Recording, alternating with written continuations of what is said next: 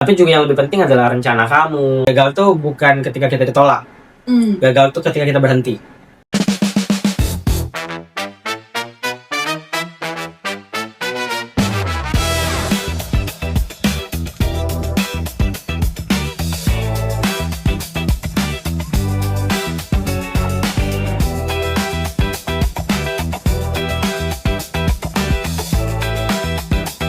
Hello everyone, welcome back to our podcast today. Dan hari ini aku bersama orang yang keren banget. Dan mungkin hari ini kita bakal ngambil banyak inspirasi dari beliau. Kita bersama Kak Muhammad Hafiz Al-Furqon. Halo Kak Hafiz, apa kabar? Baik, alhamdulillah. Halo teman. Halo guys. Nah, hari ini aku bakalan ngobrolin banyak banget hal keren sama Kak Hafiz. Kalau kalian mau tahu, jadi Kak Hafiz ini adalah seorang awardee AAS yang sekarang kuliah di mana, Kak? Sekarang aku kuliah di Macquarie University di Sydney, Australia. Sebelum Kakak nih kuliah di mana tuh kalau boleh tahu? Dulu aku anak UIN juga, Oh iya, tapi di Palembang. jurusan apa tuh, Kak? Dulu ilmu komunikasi. Oh, ilmu komunikasi. Berarti teman-teman nih punya gambaran nih anak ilkom yang studi di Australia. Kira-kira banyak banget gak sih Kak yang namanya kayak tantangan-tantangan kita selama mungkin perjalanan dari Indonesia menuju Australia, mungkin tantangan-tantangan dalam belajarnya. Kan seperti yang kita tahu ya kalau misalkan anak UIN gitu kan, mungkin UIN itu bukan kampus yang top 5 gitu. Dan ini mungkin jadi pertimbangan untuk teman-teman kita yang mungkin lagi berjuang untuk mendapatkan scholarship. Ya. Gimana sih? Dan tipsnya nih Kakak ketika Kakak memutuskan akhirnya tuh, oh kayaknya aku harus ke luar negeri dan aku harus dapat AAS. Oke. One shot. Wah, menarik nih. Karena emang awalnya sempat insecure juga sih. Karena melihat ya benar tadi yang disampaikan kan, kalau kita bukan berasal dari kayak kampus yang top dan lain sebagainya, tapi justru itu menjadi salah satu penyemangat. Karena kenapa? Jujur kalau kita ngelihat banyak orang-orang di luaran sana yang mungkin dari kampus-kampus top, terus dia dapat beasiswa ke luar negeri dan lain sebagainya, itu kan mungkin hal yang oke, biasa nih gitu kan, karena ya kampus top dan lain sebagainya. Tapi kalau kita nih yang bisa dibilang berasal dari kampus yang mungkin orang baru tahu namanya ya, Bener-bener. tapi kalau kita bisa mencapai sesuatu yang baru, itu bisa jadi satu pencapaian yang luar biasa gitu. Oh, dari kampus ini, dan terus juga orang bisa kayak nggak expect gitu ya. Terus juga kita bisa menjadi salah satu orang yang mencetak sejarah sih kalau menurutku. Tapi Kakak pernah insecure gak sih? Kan pasti pendaftar AAS ini banyak banget. Wah, banyak banget ya. Terus ngeliat nih ternyata pendaftarnya dari kampus ini, dari kampus ini, itu pasti ada rasa insecure-nya dulu. Ya, dulu pasti sangat insecure waktu daftar. Aku pernah ketemu dengan banyak orang-orang yang mau wawancara ya waktu itu. Sering pas kita ngobrol, mereka kan saling tanya nih, kalian tinggalnya di mana, terus kerjanya apa, mereka saling tanya gitu. Aku kan denger nih, secara nggak langsung denger kan, ada yang bilang, saya kerja di London katanya. Oh. Terus kamu di mana, di kementerian ini, di kementerian itu? Karena saya juga waktu itu belum kerja tetap sih, masih freelance. Oh iya betul. Terus pas saya ditanya kamu kerjanya di mana, saya freelance gitu. Tapi dalam hati kayak, aduh, ini orang-orang luar biasa nih, ada yang kerjanya di luar negeri lah, ada yang banyak lah pokoknya gitu. Sama juga tes bahasa Inggris. Nah waktu itu bahasa Inggris itu bisa dibilang untuk tes ke Australia Awards tuh nilainya kecil, jadi ngepas banget kan, 6.0 kan, 6,0. Nah reading saya itu dapat 5 kemarin. Nah sedangkan teman-teman lain tuh ada yang 8, ada yang 7, 7,5. Jadi kayak aduh, gimana ya? Cuman ya bisa kita hilangkan rasa insecure itu. Berarti itu emang bahasa itu sesuatu yang emang benar-benar penting lah itu untuk bekal kita ke beasiswa ini. Kebetulan kalau di Australia Awards itu, kalau habis lihat ya, kayaknya selain bahasa Inggris yang lebih penting itu adalah esai teman-teman dan esai. Rencana teman-teman after study. Karena yang seperti Hafiz bilang tadi, alhamdulillah akhirnya Hafiz lulus di Australia Awards dengan nilai IELTS yang Hafiz bisa bilang kecil. Sedangkan teman-teman yang kemarin itu ada misalnya dapat nilai yang lebih tinggi, nilai bahasa Inggrisnya, tapi nggak lolos nih ke tahap selanjutnya. Jadi tandanya apa ya? Tandanya bahasa Inggris penting, mengikuti standar. Tapi juga yang lebih penting adalah rencana kamu, terus juga tulisan-tulisan yang kamu tulis di esai, menjawab pertanyaan nggak. Itu sih sebenarnya. Untuk latihan esainya itu Kak Hafiz sendiri nih pakai kursus kah atau pakai mungkin pembimbing kah atau sendiri nih? Kalau dulu nggak, karena jujur dulu itu agak sulit, dalam artian menurutku kalau mau tes bahasa Inggris atau mau ikut kursus-kursus persiapan itu biayanya nggak begitu bisa dibilang murah. Karena saya juga dari harus mencari sendiri lah, dan namanya anak mahasiswa ya. Bahkan untuk ngumpulin tes bahasa Inggris juga harus kerja tambahan kayak gitulah. Jadi wah, kayaknya aku harus berjuang sendiri aja deh kayak gitu. Yang benar-benar dari hati tuh harus, aduh ini gue berjuang sendiri. Iya, kayaknya di dalam berjuang sendiri aja. Terus untuk esainya kira-kira apa sih yang membuat esai itu tuh sama pewawancara tuh kayak kayaknya ini cocok nih untuk menjadi salah satu kandidat penerima beasiswa?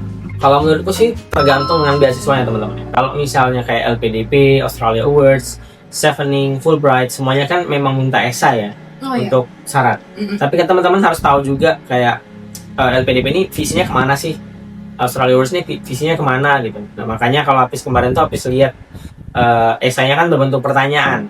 Nah, jadi pertanyaan itulah yang harus kita jawab, dan kalau bisa disambungin dengan visi misinya Indonesia dan Australian Partnership. Jadi tahu waktu itu kebetulan fokus Hafiz di UMKM. Karena waktu itu masih ada priority area-nya UMKM kan. Nah jadi kita lihat apa nih yang bisa kita ambil dari kenapa kita milih kampus ini, karena di dalamnya ada mata kuliah tentang bagaimana creative entrepreneurship, terus kita sangkut pautin dengan UMKM, terus kita sangkutin dengan kerjasama dengan Australia, bla bla bla, jadi kayak gitu. Nah harus tahu itu. Terus biasanya di AAS itu pertanyaannya sebelum studi ini sudah ngapain aja, during study mau ngapain aja, dan after study mau ngapain aja. Nah itu yang harus lebih detail. Milih kampusnya kenapa pilih kota ini. Jadi jelas ya Kak? Jelas. Tujuan kita ngambil kampus ini, kenapa harus luar negeri, dan kenapa si pemberi beasiswanya harus memberikan beasiswa kepada kita itu. Benar. Ya ibarat kata dia mau memberikan investasi besar kepada kita ratusan juta nih. Satu mata kuliah kan bisa 50 juta di sana. Satu mata kuliah loh. Bayangkan teman-teman harus ada 4 mata kuliah dalam 1 bulan, bisa 200 juta nih. Ya, satu semester. Bayangkan kalau 2 semester 4 2 semester berarti 4 semester 2 tahun. Bayangkan 2 tahun itu dia mau biayain kuliah teman-teman. Tapi mereka nggak tahu akan dapat timbal balik apa. Jadi mereka bakal nyari yang bakal ngasih kita timbal balik yang lebih baik lagi, yang lebih besar gitu. Kalau menurut Hafiz sih yang yang smart aja, yang spesifik, measurable, achievable, reachable gitu ya. Yang memang kalau menurut Hafiz sih dulu kan kalau dilihat dari tahun 2019 kan Hafiz sudah daftar mungkin 25 kali mungkin beasiswa, udah kayak udah mati rasa kayaknya, udah kalau dia rejected. LPDP, Chevening, Fulbright dan lain-lain, AS juga pernah ditolak. Nah, di 2023 tuh kayak sadar aja, kayaknya ada yang salah di planku nih. Ya mungkin kayak terlalu nggak realistis kayak atau apa. Jadi kita harus review juga ada apa sih masalah dengan diri kita ini, misalnya dalam artian nggak terlalu realistis plan kita. Makanya aku kayak udahlah, aku coba sesuatu yang realistis dan yang smart tadi ya, spesifik, measurable. Kira-kira nih, kalau kakak bisa ngasih tahu nih ke kakak yang waktu itu lagi berjuang sampai 23 kali ya tadi ditolak. Lupa. Gimana kakak bakalan bilang, kamu tuh harusnya ngelakuinnya ini gitu loh, jangan lakuin ini. Kan mungkin beberapa teman kita juga lagi berjuang untuk mendapatkan beasiswa. Gimana kakak yang sudah menjadi penerima beasiswa sekarang itu ngasih tahu nih ke mungkin kakak yang dulu, kamu seharusnya kayak gini, kamu seharusnya jangan lakuin ini. Sebenarnya kalau Hafiz ingin bilang kalau misalnya dapat kesempatan itu, yang pasti adalah bukan jangan lakukan ini atau jangan lakukan itu. Satu kalimat aja, jangan nyerah. Jangan nyerah guys. Karena kita nggak tahu proses yang teman-teman jalanin itu berbeda dengan Hafiz. Mungkin teman-teman sudah tahu ritme dan sudah tahu plannya di percobaan kedua, di percobaan ketiga. Nah Hafiz ini kebetulan aja di percobaan ke-20-an. Karena banyak teman-teman yang one shot kok. Yang pertama kali nyobain beasiswa, pertama kali nyobain AS, lolos. Tapi pasti itu kan ngerasa aneh, kayak unik kan gitu. Iya. Ngerasa kayak ya Allah 20 kali nih gitu loh. Pasti ada ngerasa kayak gue udah gagal deh. Nah ini Kalau Hafiz dulu masih menganggap gagal itu kayak tadi, kayak oke ditolak sama dengan gagal. Dulu akhirnya Hafiz ubah mindset kayak gagal tuh bukan ketika kita ditolak, gagal tuh ketika kita berhenti. Makanya Hafiz bilang jangan menyerah. Kalau misalnya kita berhenti, ya udah gagal, nggak ada lagi bakal probability kita bakal masuk ini masuk itu, karena kita udah berhenti kan. Ada beasiswa, oke aku nggak mau lagi, nah itu gagal. Tapi kalau kita masih mau mencoba, gagal tuh belum suatu pasti ya. Berarti titik dimana kita gagal Nyerah. adalah kita nyerah dan Yes. berhenti. Ya, kalau menurut Hafiz ya pribadi ya, menurut keyakinan saya nih. Mantap guys. Oke, sekarang aku mau nanya deh. Aku sebenarnya penasaran. Tadi kan Ya. Kak Hafiz bilang kalau misalkan kehidupan dan mata kuliah di sana itu lumayan mahal ya. Ya kalau di Indonesia rupiahan. Oke, Ya, itu untuk mata kuliahnya. mata kuliah. Untuk kehidupan sehari-harinya gimana? Kan mungkin kakak baru Ya. pertama kali pindah ke sana dan ngerasa kayak, aduh beda banget nih culture-nya ataupun kehidupannya Ya, ya. dan yang lainnya gitu. Yang paling sangat berbeda itu mungkin ini ya, ngekos di sana ya. Oh, Karena kalau kita kan di sini per bulan gitu ya. Sekarang per minggu guys. Saya Oh, bayarnya bisa per per minggu. minggu. Iya. wow mantap. Masalahnya ini per minggunya itu setara UMR Jakarta. Ibaratnya kayak kalau misalkan ngekos di Jakarta itu kan sebulan. Iya. Kalau di sana itu seminggunya itu Seminggu. sebulan di Indonesia. Iya, jadi kayak ini beneran.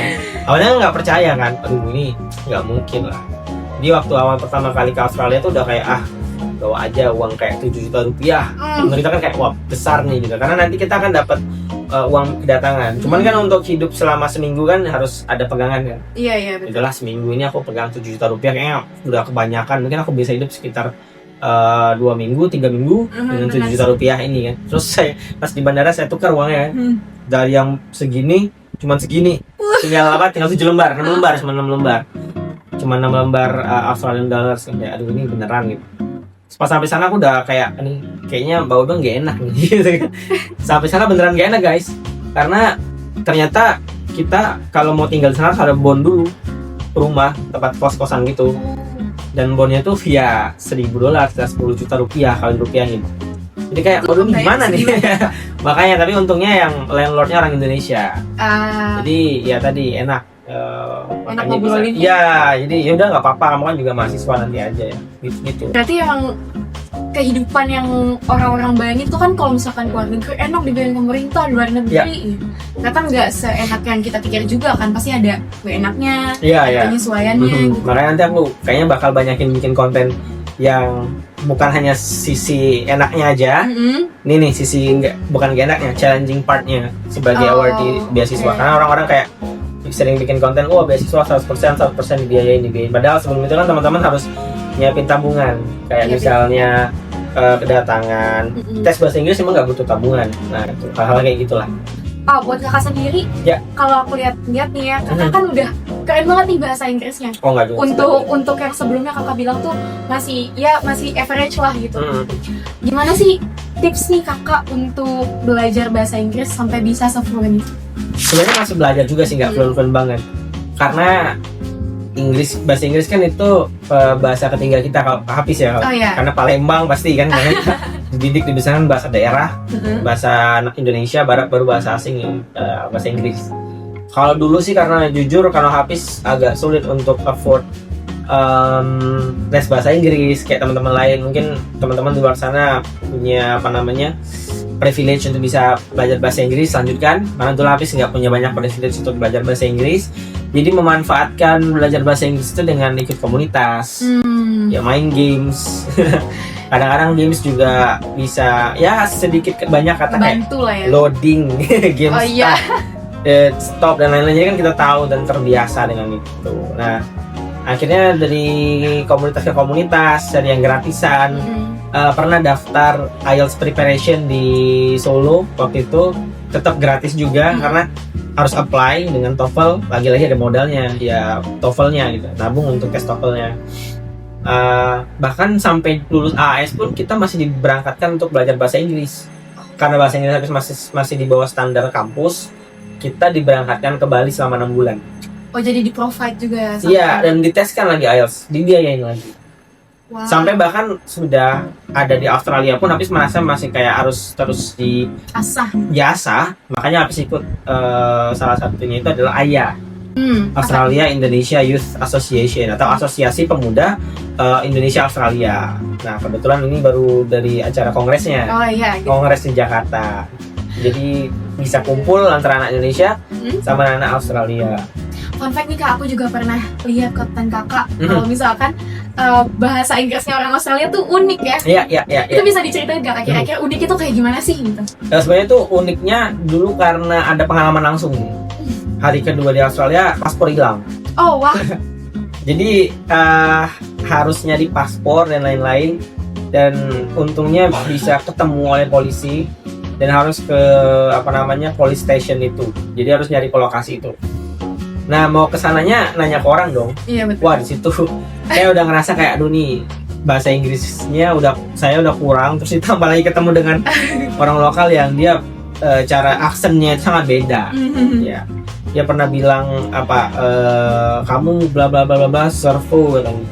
Servo apa ya, perasaan aku tes IELTS TOEFL nggak ada toh servo nggak ada di dictionary yang pernah, ternyata ya itu singkatan dari gas station, Oh, kayak ya SPBU lah. PBU ya. Servo apa hubungannya gitu kan. Jadi itu yang pentingnya, kita kalau ke tempat sesuatu harus tahu dulu nih local language mereka.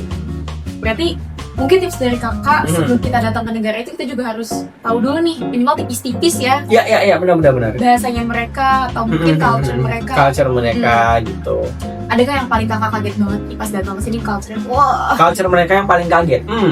Mungkin bagaimana mereka itu menempatkan pedestrians atau orang-orang yang jalan itu menjadi top prioritas utama. Oh. Jadi misalkan ada cross kayak zebra cross, nggak usah kayak gini, nggak usah stop, jalan aja deh. Beda banget sama Indonesia ya. Oh iya. Tinggal lewat aja, orang nggak bakal mau nge-cross sampai kita bener-bener nyebrang dia udah jalan. Dengar juga di sana tuh kangguru tuh di mana-mana ya Kak? Oh iya. Oh iya. Oh, di mana-mana tuh nggak di kota besar ya. Kalau di kota besar nggak. Tapi kalau kita mau dari misal kayak dari Sydney ke Canberra kan agak melewati tempat-tempat yang banyak hutan, alam-alam, itu biasanya dilewat-lewat gitu. Dan banyak angka kecelakaan juga, maksudnya yang kanguru yang ini ya, yang di jalan gitu, ketabrak apa. Cuman ya populasi kanguru lebih banyak daripada manusia. Oh, itu fun fact-nya. wow. Berarti kayak kalau misalkan di Indonesia tuh kayak kucing ya berarti.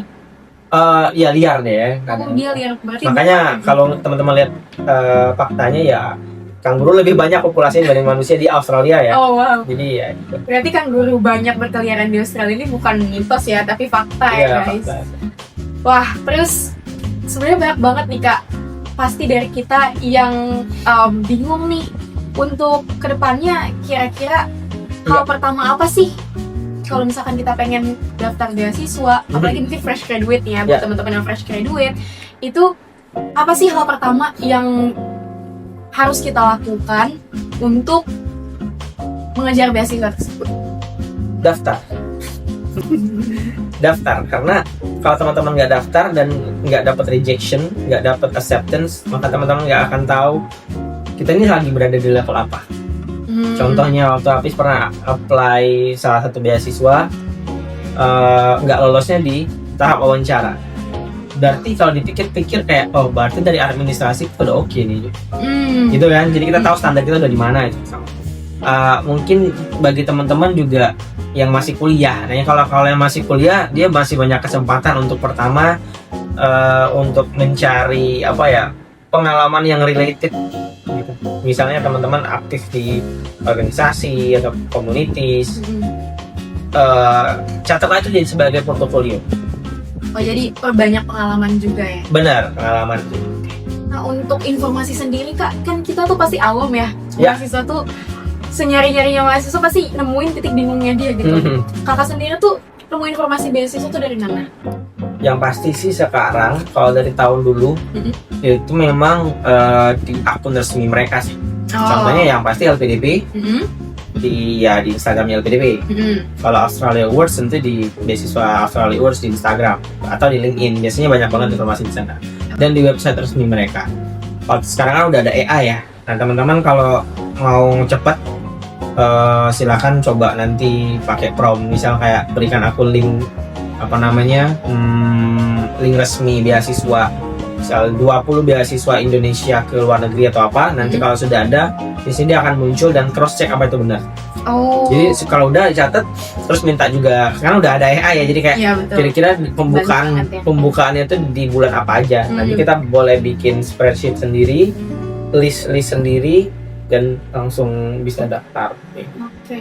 Nah, itu kan untuk teman-teman kita yang mungkin udah lulus nih ya. Kalau untuk teman-teman kita yang masih kuliah nih, kira-kira pasti preparation itu akan lebih matang lagi ya, kalau misalkan dipersiapin ketika kita masih kuliah, guys. Nah, kira-kira dari Kak Hafiz sendiri ada nggak nih pesan untuk teman-teman kita yang mungkin masih kuliah dan niatnya mau ngelanjutin ke Australia atau mungkin ngambil beasiswa dari AAS? Kira-kira gimana nih, Kak? Kalau yang masih kuliah itu sebenarnya kesempatannya besar banget, karena teman-teman masih banyak waktu untuk mempersiapkan apapun. Contoh yang paling utama adalah bahasa Inggris. Ya, karena bahasa itu adalah syarat ya. Jadi mau tidak mau teman-teman harus bisa dan setidaknya memiliki sertifikat untuk bahasa itu. Jadi siapin diri untuk bahasa. Yang kedua, pengalaman teman-teman itu perbanyak untuk di portfolio. Itu dan CV ya. Nah, jadi kalau saran dari Hafiz sih, teman-teman juga yang masih kuliah itu bisa bikin plan. Kira-kira mau studi di mana, 2 tahun ke depan mau kayak gimana, dan apa ya, tidak apa-apa kok nggak nurutin orang lain juga, karena path orang-orang juga beda-beda kan. Kayak contohnya, oh dia habis lulus kuliah langsung dapat S2, apakah saya juga kayak gitu ya? Tapi kalau misal plan teman-teman nggak kayak gitu, nggak apa-apa juga. Mau kerja dulu, kayak cek pengalaman dulu. Nah, kebetulan Hafiz dari S1 itu selesai 2019, dapat beasiswa 2023. Jadi ada 3 tahun untuk kerja. Nah, pas kerja itu akhirnya nemu alasan, the reason big why kenapa harus S2. Kenapa tuh kalau boleh tahu? Ya karena ada skill-skill yang menurut Hafiz itu bisa digapai kalau kuliah di luar negeri. Oh, jadi kakak juga bakal berdedikasi untuk Indonesia ya? Wah, sangat berdedikasi ya. Pokoknya karena beasiswa ini mewajibkan pulang, dalam artian kayak meninggalkan Australia selama 2 tahun dan bisa kembali ke Indonesia ataupun ke negara selain Australia. Jadi ya mau juga kembali ke Indonesia untuk berkontribusi. Berarti segala perjuangan dan langkah-langkah dan air mata usaha itu tuh nggak gampang kan buat kamu. Pasti banyak dari teman-teman kita juga yang hampir nyerah nih. Tapi ingat tadi kata Kak Hafiz, kalau misalkan kita ngerasa gagal, kita sebenarnya belum gagal. Sampai di titik kita tuh berhenti ya, Kak? Ya, benar. Kira-kira ada pesan gak nih dari Kak Hafiz untuk teman-teman kita mungkin yang lagi berjuang buat beasiswa, berjuang buat belajar bahasa Inggris atau bahasa asing yang lain gitu? Ada pesan gak nih, Kak? Ya, kalau buat teman-teman yang masih struggle ataupun kesulitan untuk bahasa ya, cari lingkungan yang benar-benar membuat teman-teman nyaman untuk bisa mengembangkan skill itu. Kalau nggak ketemu, jangan cari, tapi jadi atau buat. Gitu. Buat lingkungan sendiri, gitu. Orang-orang yang suportif dan lain-lain. Ya kalaupun teman-teman kebingungan, kan ada teman-teman ini nih yang ada di komunitas ini gitu ya. Jadi organisasi itu penting banget ya, Kak? Ya, aku ngerasa dulu waktu kuliah kalau bisa ada penyesalan ya di SMA, kayaknya aku harus bisa banyak ikut-ikut kayak klub bahasa Inggris atau apa, karena mungkin menurut Hafiz pribadi itu yang sangat-sangat membantu hingga detik ini. Terus bagi teman-teman yang lagi persiapan beasiswa, ya semangat terus, karena setiap masa ada orangnya dan setiap orang ada masanya. Kalaupun ditolak ya bukan masanya kamu mungkin. Dan jujur, kalau boleh Hafiz jujur, 2023 tuh sudah kayak tahun yang Hafiz harus stop untuk bisa daftar beasiswa lagi, karena udah ya sudah more rejections lah ya, too much rejections ya. Makanya kayak ini terakhir nih. Tapi karena ada prinsip tadi, coba lagi. Dan kalian teman-teman mungkin tahu 11 Agustus 2023 itu Hafiz dapat 2 pengumuman paginya dari salah satu beasiswa, hasilnya rejection, dan sorenya itu acceptance dari Australia Awards. Jadi di hari yang sama itu hati kita bolak-balik tuh. Saat dijatuhin sama Allah, sorenya langsung dia naik. Nah itu, bahkan Australia Awards itu saya nggak buka sampai benar-benar sampai rumah. Oh, jadi kayak ini pasti rejection lagi. Aku merinding langsung, Kak. Keren banget. Nah guys, ternyata nggak ada yang nggak mungkin di dunia ini selagi kita masih usaha, selagi kita masih mencoba, selagi kita masih ada keinginan untuk terus maju. Jadi nggak ada yang namanya kegagalan, asalkan kalau kita udah berhenti. Aku seneng banget hari ini bisa ngobrol sama Kak Hafiz, Terima kasih, teman-teman semua teman-teman. juga. Dengar ini bener-bener inspirasi yang besar banget buat kita. Makasih untuk nyemangatin kita juga, dan juga mungkin teman-teman yang lagi belajar bahasa dan struggle di prosesnya dalam apply beasiswa ya. Ya. Semoga kedepannya kita bisa ngobrol-ngobrol lagi ya Kak ya. Ya, dan semoga bisa bertemu teman-teman di Australia. Oke, ditunggu sama Kak Hafiz di Australia ya. Iya pasti. Oke deh. Pasti. Oke guys, segitu aja dari kita. Jangan lupa follow Instagram Flat @flatunjakarta dan juga IG-nya Kak Hafiz Dagu coklat. Sampai jumpa di kemudian hari. Bye bye. Dadah.